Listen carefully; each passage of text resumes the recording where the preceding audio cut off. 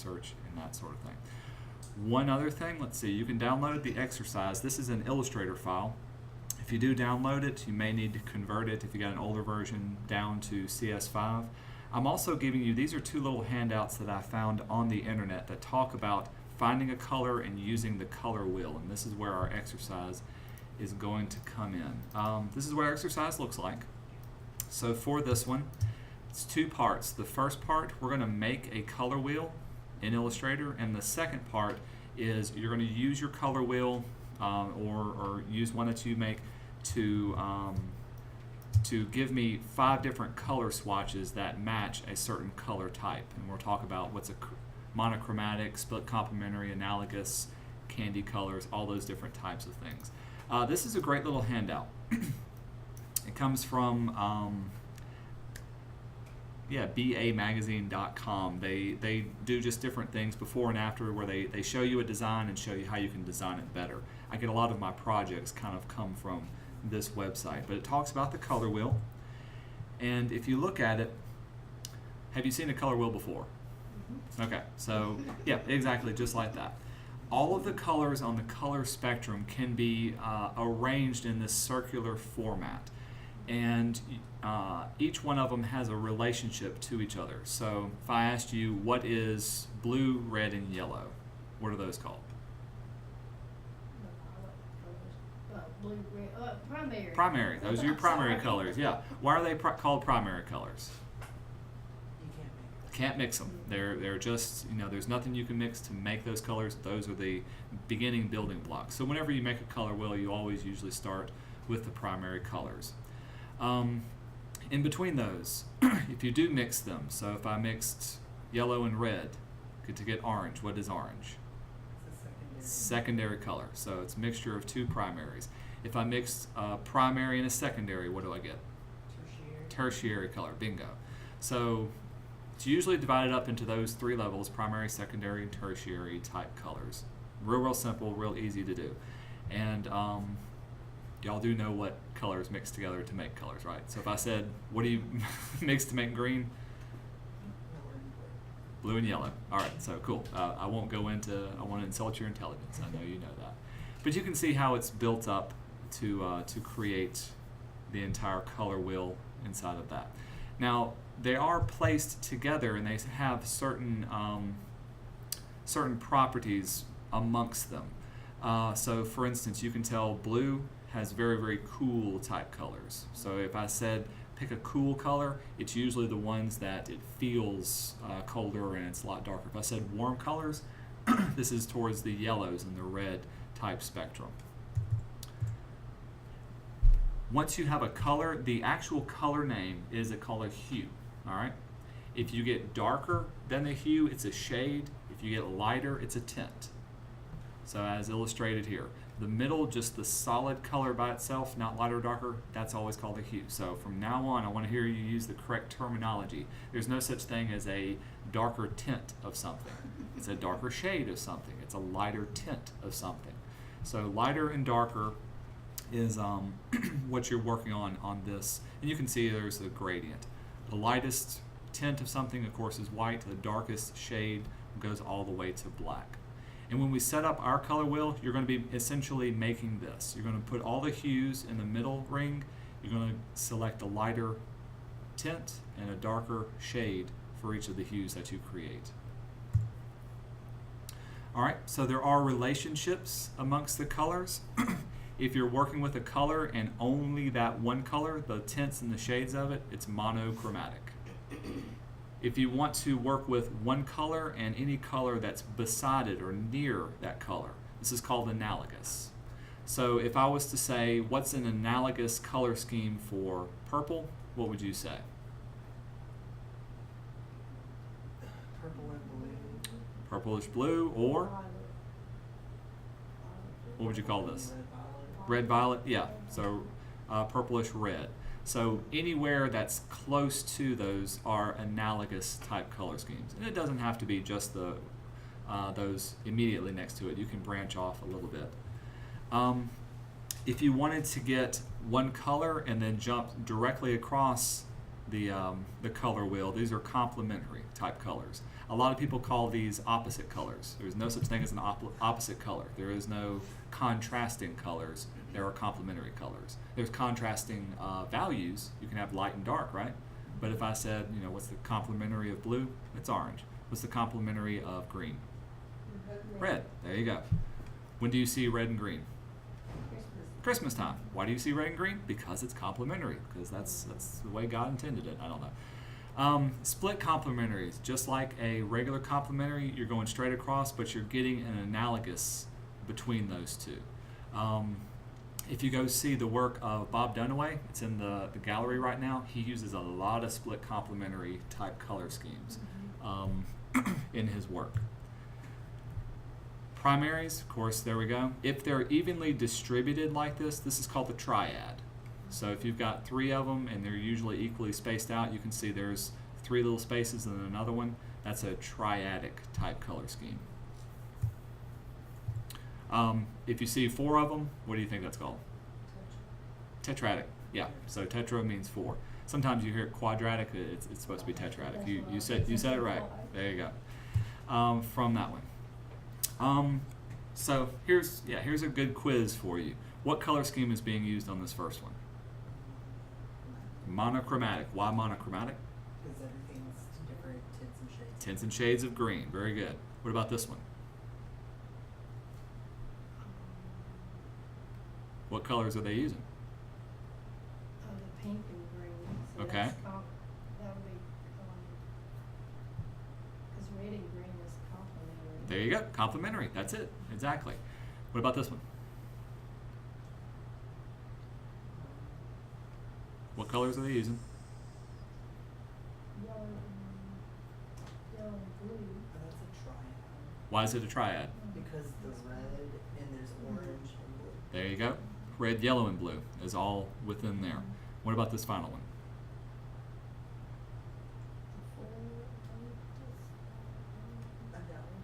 Why is it analogous? Orange and yellow. And? Red. Very good. So pay attention to the colors. A lot of the colors come from the pictures that they're using. So this one's very dominantly green, so they kept it in the green family.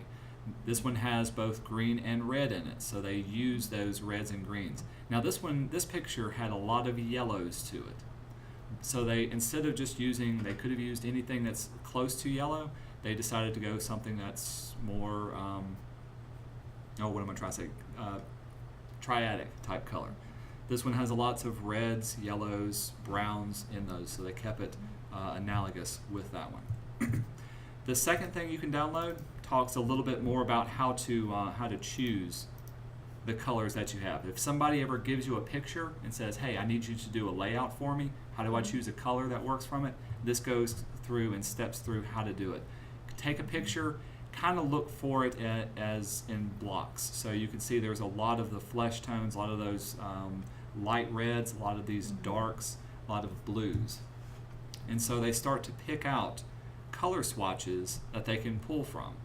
These colors can be used to give you a background, to give you colors for your text to be used on the rest of your page. Once you choose one color, I went all the way back. Once you choose one color, then you can start to say, all right, what's the analogous of these colors? What is the complementary of these colors? Then that can start to really pull in there. So if they wanted to keep it as a warm color scheme, here's all the colors that are within this picture that are nice and warm. See how well it pulls everything together. They can take the same picture and cool it down, start using the cooler colors within this. Another thing to pay attention to, and a lot of beginning graphic designers don't get this, so I want to force you to do it. Don't just stick with the hue. Notice that some of these are really light and some of them start to get dark. So it's okay to get lighter and darker within the hues that you're choosing. Same way for this one. There it is. There's a shade being used in this. Tints and shades. Tints and shades. So on our exercise today, when you start choosing, if I say, what's a monochromatic color scheme for this particular color? Well, what's the color? Red. You're going to stay within red. Well, I need 4 more colors. If it was monochromatic, what can I choose? Tints and Tints and shades, lights and darks. What about a complementary of this blue? Different tints and shades of orange and blue. Of orange and blue, exactly. Lighter and darker. So don't just choose the same color. Let it be lighter and darker. All cool? You can download this and read through it, get a lot more information about it. It's a great little resource. Hey, yeah, here's how they're using it. So what color scheme are they using? It's nice. Try? No? Complement. Oh, Complementary, back and forth. Notice the background, it's dark blue. The foreground, light orange. Same complementary hues, but they're using a good contrast of light and dark. Here it is as a split complementary. A little bit of red, a little bit of that. And the thing is, all of these color schemes work because they're using the colors that are in the picture. Your eye isn't, you can get as crazy as you want, but it still stays within the color scheme family that works with it. Okay, so you can look at that and pull from there. Here's the exercise for today. Now, I don't have step-by-step instructions. I think it's going to be simple enough that you can work with it. I'm going to show you a new tool, and we're going to use this as the template to make our color wheel. The tool we're going to use is called the Shape Builder tool. And we sort of saw it when we did the live paint bucket. Remember when you had to recolor the logo? This is hiding under that live paint bucket. The Shape Builder is what we're using. To use this tool, first of all, I'm going to select this shape. And all I did to build this shape was just draw a variety of circles and then lines to divide it up. So you know how to draw circles, you know how to draw lines. All I did was just evenly space it out. With my Shape Builder tool, however, notice when I hover over it, it fills in a specific area. What it's looking for are those filled in areas, just as the paint bucket fills in those areas. This is actually going to make an entire shape based on whatever area is filled in. So it's a great way of quickly making shapes or geometric type shapes. Whatever color I have, in this case my fill color, is what's going to be filled in. So I want you to fill in the colors inside of these areas using the Shape Builder tool.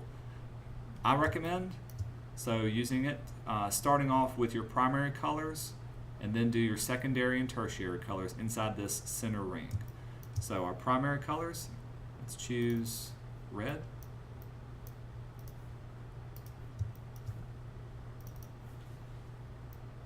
Blue. Notice that I'm keeping my hue right up there at the top corner. We do want to skip over 3 of them. And then the final one is yellow, keeping it up there. and you build from there. And you build from there, exactly. So what would go here? Orange. I'll do it for you quickly.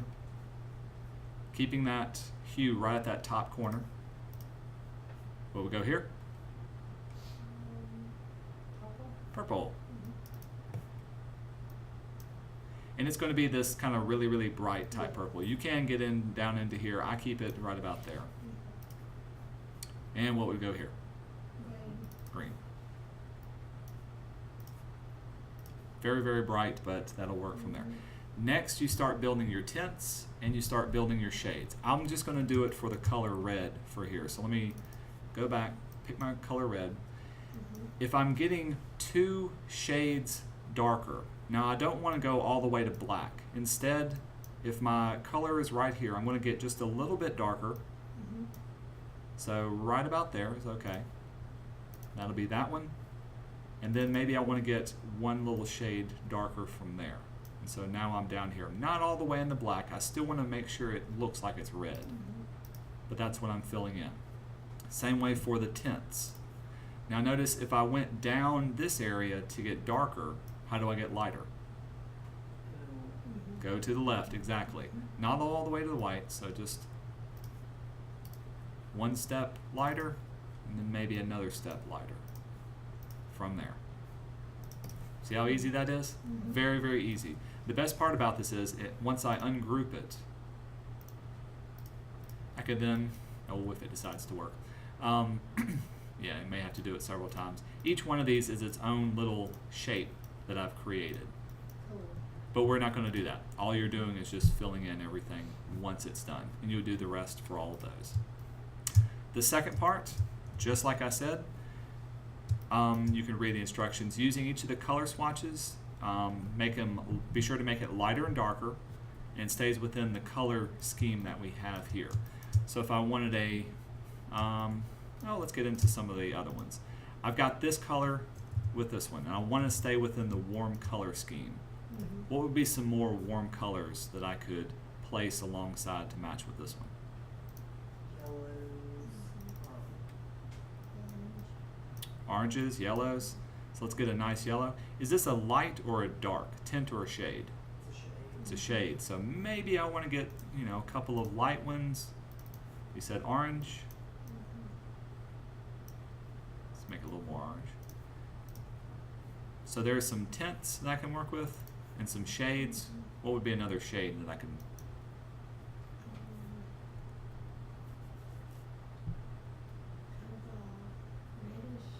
Reddish. Reddish, okay.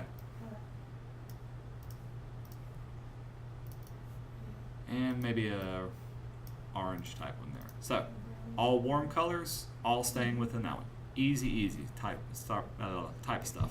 Cool colors, bright colors. Then I start to get into color schemes that make you feel or are usually associated with certain things. So if I said boy colors, what's traditionally associated with boy? Red. Red, Or blue. blue, those type. Yeah. Blue, What about girls? Pink. purple. Yeah. What about what if I didn't want to associate with boy or girl? If I wanted to be kind of a unisex type thing. White. White? Gray. Grays? Colors though. You could do like, Blue. like, greens. Greens? Uh-huh. Yellows? Those are usually very safe. If you know anybody who's having a baby and they don't know what the gender of the baby is going to be, a lot of Green, people, yellow. they get a lot of green and yellow. That the reason why is because they don't want to go They get into my- boy or girl. they Exactly. get my terminology. There you go. All right. Dull colors. What are dull colors? How would you describe a dull color? Not extremely intensely colored. All right, very good. Not intense. So this is a very, very intense color. It's pure hue. Dulls tend to be a little bit grayer. They're not necessarily light or dark. They just don't have a lot of hue to them, right? So that's you're dulling it down. So it'd be more of those central. Sage color. Exactly. So if I kept it dull, I'm not necessarily saying is it monochromatic, is it triad? I'll leave that up to you as long as they're all dull. Candy colors. What comes to mind when you think of candy? Cotton candy? Color-wise though. Let's see, I think maybe orange or gray, purple for gray. There you go. All right, so those type. What about earth tones? Kind of your mossy greens, browns. Okay, exactly. So when you pull these up, if you said mossy green, is that mossy green? No. Is that mossy green? Maybe. Is that more mossy green? So you tell me, what is an earth tone? Remember, lights and darks, food tones, skin tones. Skin tones is always tricky. Crayola does a horrible job because of this.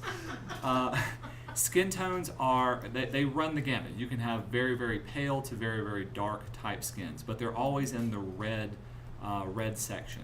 Usually closer to the orange, but they're not full-fledged orange. They're very, very dull type oranges. And so you can be very, very dark, very, very light, but they're usually within this spectrum. Cool? Seen some girls that look orange. Yeah. Seen some people who get spray tans. They're like, man, like a lobster orange. Okay. Any questions on how to set this up, on how to do this? I will give you one more thing. I don't mean for you to use it, but remember when where you can find the extra little swatch libraries? Where would you go to, like for the Pantones? I showed you Pantones. Where do you find those? Swatch library. Oh, there we go. Window, swatch libraries. And we went to color books to Yeah. find the Pantones. If you look at some of these other color books, these are some just predefined ones that kind of go ahead and give you, like, here's foods. And so there's ice cream and sweets. Here's kids' colors. Here's earth tones. And if you click on these, it'll open up another swatch palette. And these are just predefined swatches that you can pull from. Obviously, some of these are, here's all the blues, or some are more warm, or some have a specific look and feel to them. So those are already in Illustrator. You as the designer, however, need to know, how can I make my own designs for these? And all you're going to do is select the swatch, change the color of it. Once you're done, save this as an Illustrator file. Don't save it as a PDF. You can upload it to Moodle. That's all we're doing for today. All right. I'll stop.